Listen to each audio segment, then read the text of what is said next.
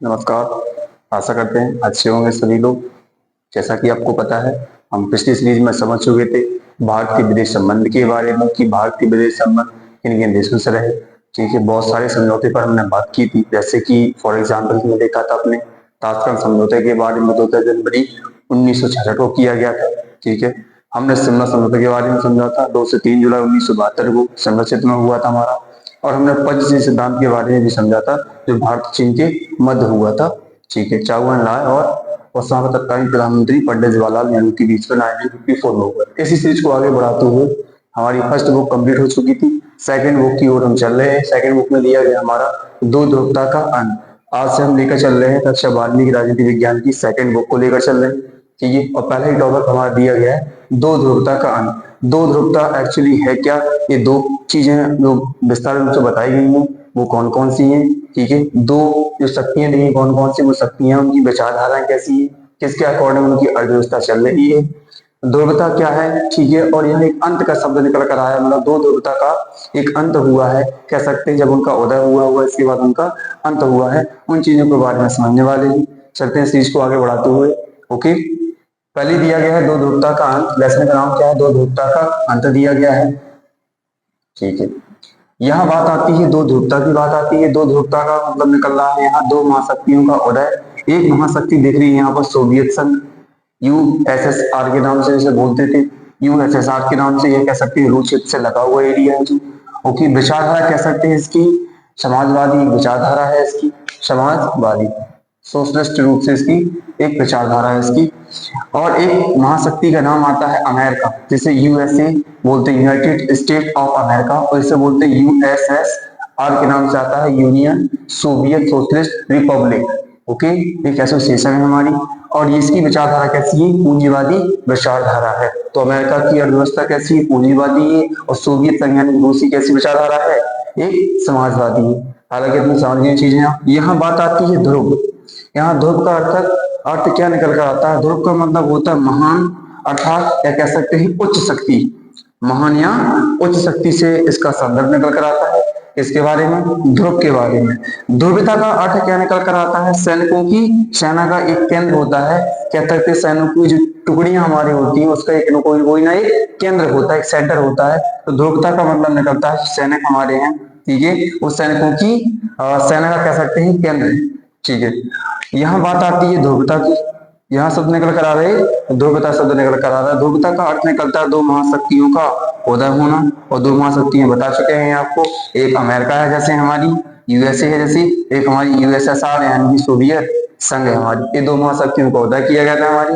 ठीक है, आगे स्टेज में समझते हैं शॉक थेरेपी। यहाँ एक शब्द निकल कर आ रहा है शॉक थेरेपी। एक्चुअली में शॉक थेरेपी क्या है? देखिए, अगर कोई भी एक्सीडेंट हो जाता है तो हमें शॉक लग जाता है कभी कभी, देखा है हालांकि। तो इसी तरीके से हम एग्जाम्पल्स के रूप में समझते हैं कि आघात पहुंचाकर उपचार करना। ठीक है, आघात पहुंचाकर उपचार करना। तो आघात पहुंचा क्या कर रहे हैं यहाँ पर? उपचार कर रहे हैं। ये इसी का अर्थ निकल कर आया, यही निकल कर आया, शॉक थेरेपी का अर्थ निकल कर आया। तो आघात पहुंचाकर उपचार करना, अर्थात परिभाषा के रूप में समझेंगे तो आघात पहुंचाकर उपचार करना एवं धीरे धीरे बदलाव ना करके एकाएक बदलाव कर देना कोई चीज में। ओके, तो शॉक्ड हो जाना। ठीक है, आघात पहुंचाकर उपचार करना, इस शॉक थेरेपी का प्रमुख अर्थ है। हमारी परिभाषा को समझ चुके हैं। और इसकी बेसिकली स्थापना एस्टेब्लिश्ड कहा जाता है 1990 में। ठीक है, जिस समय भारत में ग्लोबलाइजेशन आया 1991 से 90 के बीच में, वैश्वीकरण की शुरुआत की देश में, भारत देश में, उसी तरह कह सकते हैं कि किसकी स्थापना हो चुकी थी? शॉक थेरेपी की स्थापना हो चुकी थी। बीपी नरसिम्हा राव समय हमारे जो प्राइम मिनिस्टर थे। हालांकि इन चीजों को आप समझ रहे होंगे। आगे चलते हैं। यहाँ बात आ रही है कि सोवियत संघ और अमेरिका, इन दोनों की विचारधारा दी गई, जो अर्थव्यवस्था दी गई है उसमें क्या डिफरेंस है, उन चीजों को समझने वाले हैं। क्या भिन्नता है इन चीजों में, समझने वाले हैं। पहला हमारा दिया गया है पॉइंट, यूएसएसआर एक कैसी विचारधारा थी या अर्थव्यवस्था थी? समाजवाद। कैसी थी? समाजवादी कह सकते हैं। और यहाँ की कह सकते हैं कि एक कैसी है? अर्थव्यवस्था कह सकते हैं पूंजीवादी है। कहाँ की? अमेरिका की। तो याद रखना, वेरी मोस्ट पॉइंट हमारे लिए ऑब्जेक्टिव में पूछा भी गया है कि सोवियत संघ की विचारधारा कैसी है। तो याद रखना आप लोग समाजवादी है, और जबकि अमेरिका की कैसी है? पूंजीवादी। ठीक है, अब यहाँ पर अगर एक समाजवादी तो इसकी योजना बनी होगी, इसलिए यह एक योजनाबद्ध तरीके से चल रही है। किस तरीके से? योजनाबद्ध तरीके से अवरोही क्रम या आरोही क्रम से कह सकते हैं, एक ना कोई इसका एक कह सकते हैं सिनॉप्सिस बना हुआ है, डायमेंशन बना हुआ है। इसकी बात करते हैं, इसकी तो योजनाबद्ध नहीं है, तो इसकी एक रूपरेखा नहीं बनी है, व्यवस्था तरीके से इसको नहीं रखा गया है, क्योंकि व्यवस्था कैसी है, पूंजीवादी व्यवस्था है। ठीक है, इस समाज को लेकर चल रही है। नियंत्रण राज्य के हाथ में होता है। सोवियत संघ की बात की तो अगर समाजवादी है, तो राज्य के जो राज्य में जो नियंत्रण होता है वो किसके हाथ में होता है, कह सकते हैं जो राज्य में कार्यकारी शक्तियां हमारी, कार्य करने के तरीके हमारे, एक राजनीतिक ढांचा फैला हुआ है। ओके, न्यायपालिका में फैला हुआ हमारा एक कह सकते हैं व्यवस्थापक के रूप में फैला, कार्यपालिका के रूप में। तो इस सारे जो नियंत्रण होते हैं किसमें होते हैं, राज्य के हाथ में होते हैं। और जबकि अमेरिका कैसे चल रहा है हमारी पूंजीवादी अर्थव्यवस्था के रूप में, तो इसका पूरा क्षेत्र होता है वो एक निजी क्षेत्र में होता है। तो सारी कह सकते हैं कि जो निजी क्षेत्र का कार्य होगा उसका नियंत्रण किस रूप में होगा, वहां की प्राइवेटाइजेशन जो सेक्टर है उनके हाथों में होगा।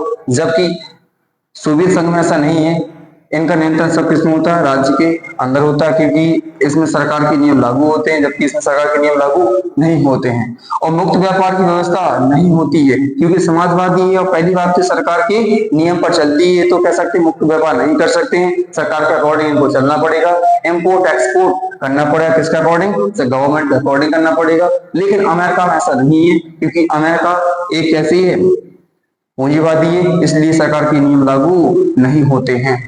कहां पर, अमेरिका में।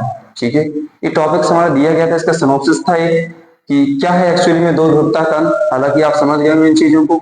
ओके, मिलते हैं नेक्स्ट वीडियो में, वीडियो लंबा ना करते हुए। ओके, चैनल अच्छा लगे लाइक करें, सब्सक्राइब करें। ओके, शेयर भी करें लोगों को। ओके, मिलते हैं नेक्स्ट वीडियो में। ओके, नमस्कार।